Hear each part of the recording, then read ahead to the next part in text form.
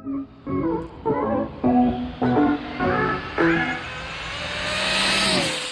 how's it going, YouTube? So today I'm just going to be bringing you a video of a few things. One is maintenance to your cars. Got a few people asking me about that. Second one is how to get started into the no prep scene. So I got my son's car on the table, and this is a perfect example. So let me go ahead and we'll actually start on how to get into it, and then we'll go from there. So let me go ahead and take off this top. Let me get some details. So I got the car like this. It came dyed red. I got it from a hobby shop for 80 bucks. I mean, there's many ways you could get into this hobby. One is buying brand new. Second is buying used, and I think three is making your own bill from whatever you got. So I just wanted to show y'all how I got my son into it. So I bought this chassis for 80 bucks as a roller, right? It came with wheels, not drag wheels, but it just came with regular wheels. I had tires already, which for one you might not have, you might have to buy. So tires you would have to get front and rear. I would say leave the stock shocks. You would probably need a ESC and motor if you don't have one already. Luckily for me, I already had that. So basically it was just $80 for the chassis, and I had everything else. I even had the Willy bar. So if you have things that's laying around, which is a motor ESC, you do not need a big money setup. For instance, you don't need to go spend $400 or $500 on a motor and this and that. If you want to get into it, you know, take what you got, get in there and see how you like it. So for one, we'll be starting to, believe it's, I may have put it wrong on the sheet, but I'll put the sheets up there to show you all the dates and the first race we're having. I think we're going to have a locals race before that race. But anyway.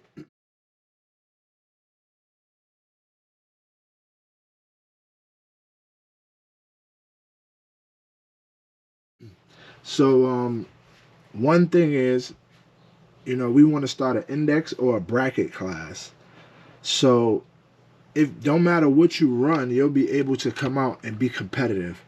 So I forgot which one that is, but I'm sure somebody will either put it in the comments, Chris or one of them will put it in the comments to correct me. But yeah, that's what we want to get at, is to bring more people out and have fun. Now the SE or the Outlaw, however you want to call that class, it is very, I would say competitive, but it's also very some fast guys in there. So for a normal person just stepping into this and to go into that class, and you know, say if you get beat, it would devastate you, or you probably wouldn't want to race no more because it's just not comparable. But as far as the bracket or the index class, you know, you type in your times and the racing should be way more competitive.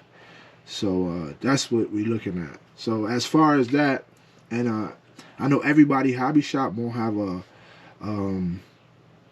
a used section.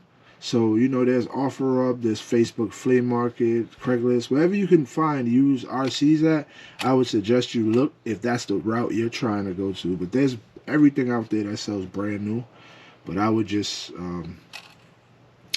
I went with used as far as my son's car. And I believe I bought my wife's car for 150 bucks as a drag roller. All I did was throw a system in there and it was good to go. So that's as far as I can see, it's one of the cheapest ways to get in there. And let me know what y'all think. If y'all found better ways to get into the drag scene for cheap, let me know. I'll love to put it out there. In my son's car, we ran the reactions with no foam last year, which did pretty great, as y'all can see.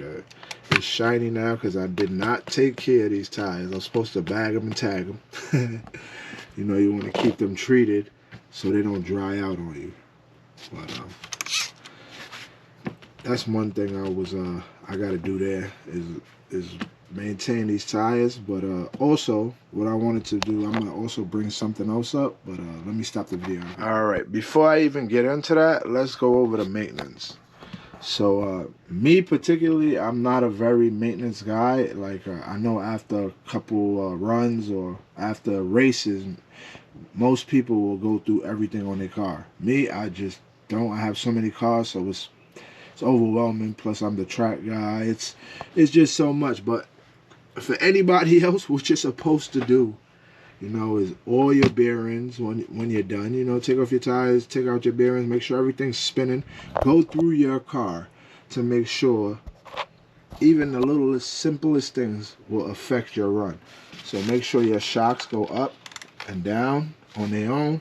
I would do that to all four corners just to make sure you don't got no bent rods. I would just check, just to make sure your shock fluid is correct. There's no leaks in one. Stuff like that. Definitely maintain your bearings. You don't want squeakiness. You want to maintain your diff as well. Most people run a lock diff. Most people run stock diff. If you run a stock diff, as far as I know with the Traxxas Slash, I believe the low seat, it comes sealed. But as far as the Traxxas Slash, it's the stock diff will leak. You put grease or diff fluid in there, it will leak. So you gotta, figure that one out. But I would advise you to use diff fluid. What I run is, what works for me is 100K. I find the more I go, like the higher I go in numbers, the more aggressive the car is, which is not good from what I'm running anyway. I would say I was told that you want to go through your motor. You want to take out your bearings, oil those, clean your motor. Because this Castle motor the end cap is sealed, but on a turn motor, most of the end caps are open. So a lot of dust and stuff gets in there, and that's what you want to clean out and stuff. We got to the bearings. You want to check your links. I would say check your links. Make sure there's nothing shaking up there. Make sure everything is secure. At least I do that. I check stuff if I see my car acting away. Now, if you're on the track and you did 4 or 5 passes, your car went straight, perfect, everything went good. Then you flipped your car, and now you can't get it to go straight. You need to take the car back to the bench and just go through it. Just check. As I said in the suspension video, you want to check the front, make sure both wheels, as y'all see, both wheels come off the ground same time, and in the rear, same thing. As long as you got that, then you want to just go in between. Just make sure nothing's bent. Your pins or anything like that is bent. Check your gears. Just go through your car, because it could be the simplest thing. It could be a screw loose that's making your steering act a little lazy. Simple things, just go through that. I would say, as far as if there's anything I'm missing, drop it in the comments. I would like to know what else y'all do for maintenance. We got through the tire maintenance, so y'all know about that. I would say one thing I did do in all of these rigs, even though they're factory, I forgot there's a kit that they sell, right? And here comes, in most Traxxas Slashes and most cars, they don't put seal bearings in here. They put like brass bearings where there's nothing inside of them. It's just brass. So I changed those out, and I put it's a Traxxas Slash, it's a kit, a bearing kit, and the bearings in there go in here. So to make that steering just a little bit more smoother, which you definitely want. And definitely want to have smooth steering. And for most people that's getting into this hobby, right? The one thing you will have a problem with going straight is your steering servo.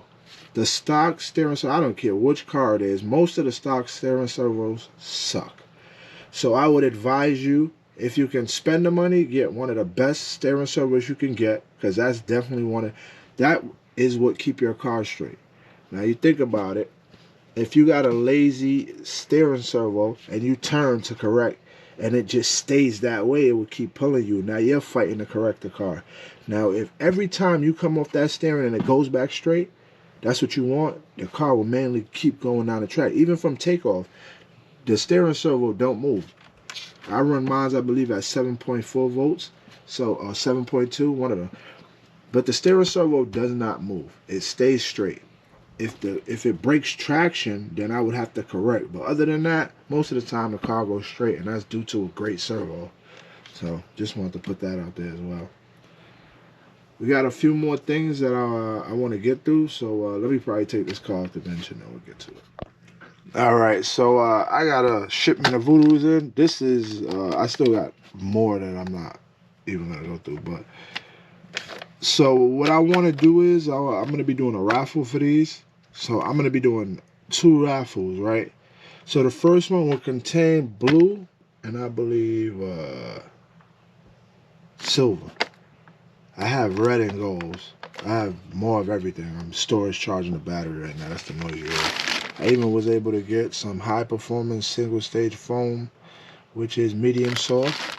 I'm not sure what to use those in. Chris, if you know, let me know what those are going to. I'm looking to put my reactions on air, but have another set that I would like to try air, and then I would like to try foams. So I'm not sure if these are the right foams, but we'll get through that. Anyway, I want to do a raffle for the silvers and the blues. So the first raffle, you get to choose which one you want, and then once that raffle's over, whatever's left, we'll do a raffle for that as well. I had these blues for a while now. I didn't even order these. As y'all can see, the bag just looks burnt. There's nothing wrong with them. But I had these for a while. I had these for over a year now. I went through one set of blues last year, and the blues is like almost like they're like softer than reactions, but they hold up pretty much is what I'm saying. And then the silvers I never tried, but I have another set that I will be trying, so I figure I would just do a raffle on that. So I'll probably even raffle these foams, or I'll probably get them to the first one. We'll see about that. But how I'm going to do the raffle is I'm going to do it on my Facebook RC Fun page. So if y'all want, I'll probably leave a link at the bottom of the video. And I'll be posting that up. If not today, tomorrow. I know some people have been trying to get these tires and they can't. So, boom. Here's a raffle, and they've been doing it all over, so don't criticize me. They've been doing the raffle all over. I was literally going to keep these tires, because I still have another 2 sets of these. I was going to keep these tires to raffle off at my events. I always have raffles, and I think these would be a great raffle. I just might keep one and do a special giveaway, but that's for something else. But as far as the raffle, y'all want to stay up to date on that, y'all want to go to my RC Fun Facebook page. I'm going to be doing the raffle on there. I know it's not going to be called a raffle on Facebook, but hey. So y'all stay tuned for that. My boy Kevin said that they do 15 spots. So I'm going to do 15 spots. Shouldn't take long, and I'll probably either do the drawing on live on the Facebook or probably come to the YouTube. We'll figure that out. But anyway, we're going to wrap this video up. I'm going to put another one out. Let me know in the comments what y'all want to see on RC drag racing so far. And the weather it's supposed to be 54 degrees on Sunday. I just might get out and test this. It's hooking prep. I'm dying to test this prep, y'all. Y'all don't even know.